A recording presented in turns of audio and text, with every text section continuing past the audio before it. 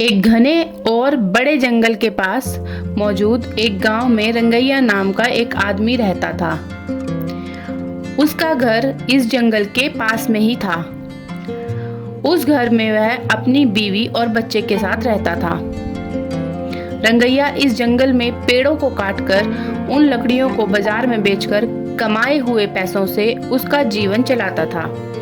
ऐसे ही एक दिन लकड़ी काटकर उसको बेचकर आए हुए पैसे घर लेकर जाता है। उसे देखकर उसकी पत्नी रत्ना ऐसे कहती है, सारे जीवन ऐसे ही काटनी है क्या?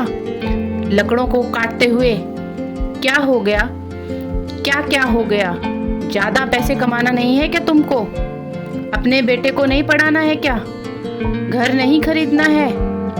हमेशा इसी घर में रहते हुए इन्हीं लकड़ियों को काटकर इन्हें बेचकर जीना है क्या? ऐसे कहती है। जब देखो बस पैसों की ही चर्चा, कुछ सोचती भी नहीं हो क्या तुम? नहीं, पर आपका तो सोच नहीं बदल रहा ना। इसके बाद रंगैया उसकी बातों को नहीं सुन पाता है, इसलिए वह चुपचाप वहां से चले जाता है। उस रात को रंगैया अपने घर की खिड़की से बाहर देखते रहता है। दूर से उसे छोटी रोशनी दिखाई देती है और वह यह भी देखता है कि कई सारी गाड़ियां बाहर से जंगल की ओर और जंगल से बाहर की ओर आते जाते रहती हैं। मैं आज तक लकड़ियां काटते हुए किसी को आते जाते नहीं देखा हूँ, नहीं सुना हूँ, लेकिन हर रोज रात के समय में यहाँ गाड़ियां आती जाती रहती हैं। मुझे कुछ तो करके जानना होगा कि वहाँ क्या हो रहा है। अगले दिन सुबह उठते ही जहाँ उसे कल रात रोशनी देखी थी उसी तरफ जाता रहता है। वहाँ उसे झाड़ियों के बीच एक गुफा दिखाई देती है। उस गुफा में वह डरते डरते जाता है। दिखने में वह बाहर से छोटा ही क्यों ना हो, अंदर से वह गुफा बहुत बड़ा था। उस गुफा में गैर कानूनी रूप से कटे हुए चंदन के पेड़ दिखाई देते थे। रंगैया को उन सारे पेड़ को देखकर सारा विषय समझ में आता है कि चोरी से इन चंदन के पेड़ों को यहाँ छुपाकर इन्हें रात के समय में यहाँ से बाहर निकाल कर बेच रहे हैं पैसों के लिए। वह उसके चारों ओर देखने लगता है। तब उसे अचानक किसी के पास आने की आवाज सुनाई देती है। तुरंत वह चंदन के बड़े पेड़ के नीचे छुप जाता है। कुछ देर बाद घर जाने की कोशिश में वह उठने के लिए सहारे के लिए नीचे मौजूद पत्थर पर हाथ रखकर अपने आप को उठाने की कोशिश करता है। अचानक पत्थर अंदर गिर जाता है और वहां एक छोटा सा दरवाजा खुलता है।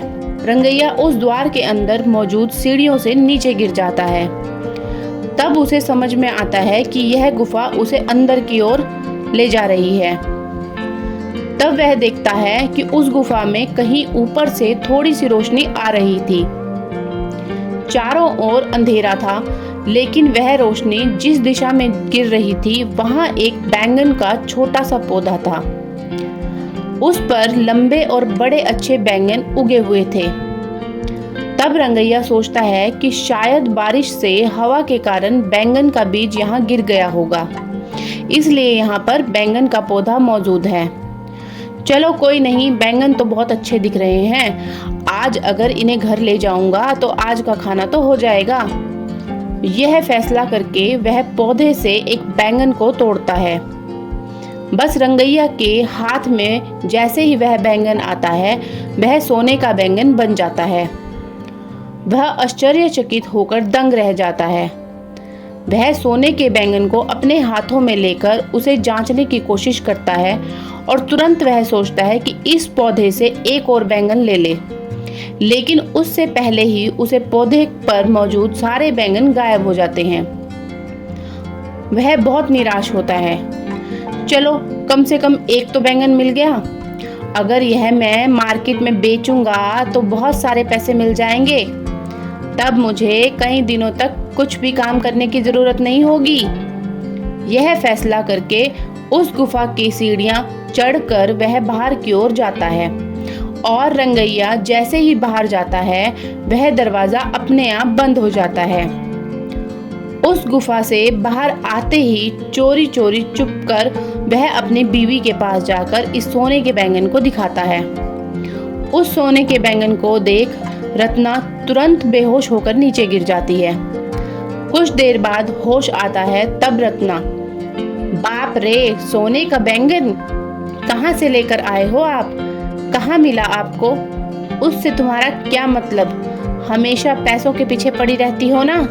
यह लो सोने का बैंगन, और इससे जो करना है तुम कर लो। अरे आप पहले ये तो बताओ, ये आप लाए कहाँ से? कहीं चोरी तो नहीं किया ना?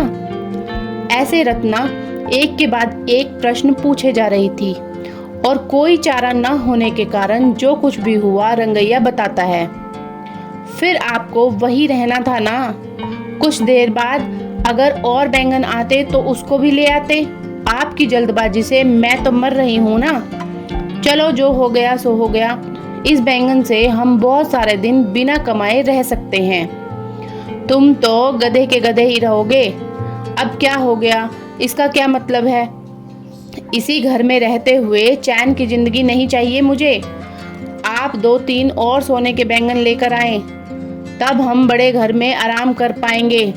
देख, हमें नहीं पता कि उस पौधे पर वापस सोने के बैंगन आएंगे कि नहीं, और इतना ही नहीं, उस गुफा में जाना बहुत मुश्किल है और घातक भी।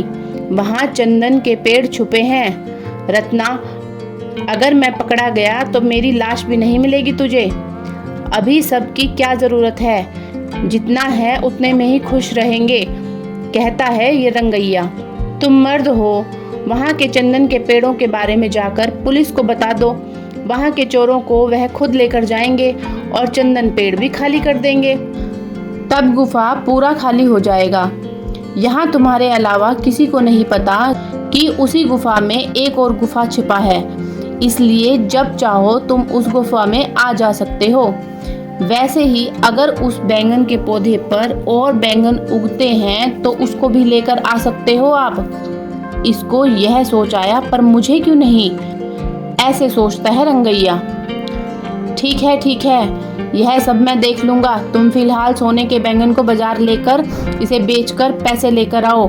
यह कहकर रंगैया उसके घर से सीधा पुलिस स्टेशन जाता है और गुफा में हो रही गैर कानूनी व्यापार के बारे में उनको बताता रहता है।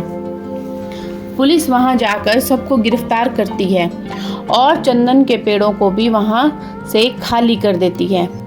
अब इस कारण गुफा में डरते हुए जाने की कोई ज़रूरत नहीं थी। रंगैया अगले दिन नीचे वाली गुफा में बैंगन के पौधे के पास जाता है। तब वह देखता है कि वह पौधा बैंगन से भरा हुआ था। इस बार वह एक बैंगन को लेकर जल्दबाजी में दूसरा बैंगन लेने ही जा रहा था कि सारे बैंगन गायब हो जाते हैं।